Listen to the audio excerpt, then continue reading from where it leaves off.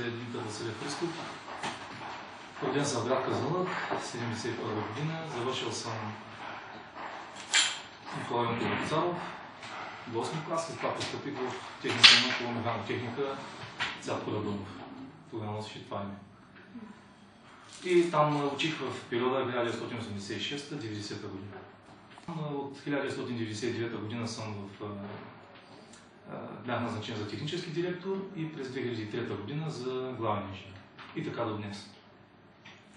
Това е накратко.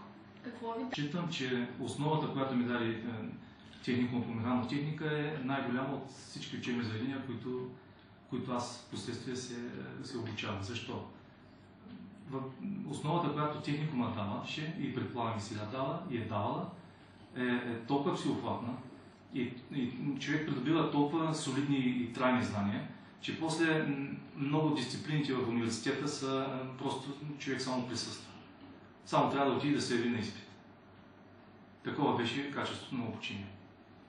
Аз считам себе си за голям късметлия, че постъпих в техникума, защото в оня период авторитета на техникума като учебно заведение в града беше най-голям и много често се сравняваше и даже взимаше по-големи позиции от математическата гимназия. После факт. И предполагам и тази традиция се продължава до ден днешен. Така че, постъпвайки в техникума, човек нямаше вече за какво да съжалява, да се опасява, защото знаеше, че ще бъде много добре подготвен. Имал съм случаи, занеса си проекта в университета и просто му отнема само 2-3 минути да види, че е перфектен и ми го връща. И това всичко. И следващия въпрос, техникум ли сте завършили, кой? И казва човек техникум на Цвят Корадунов, град Казанлък и въпросът приключва.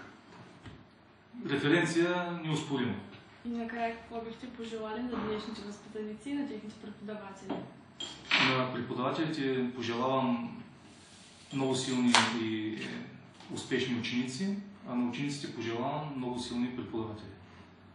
Благодаря.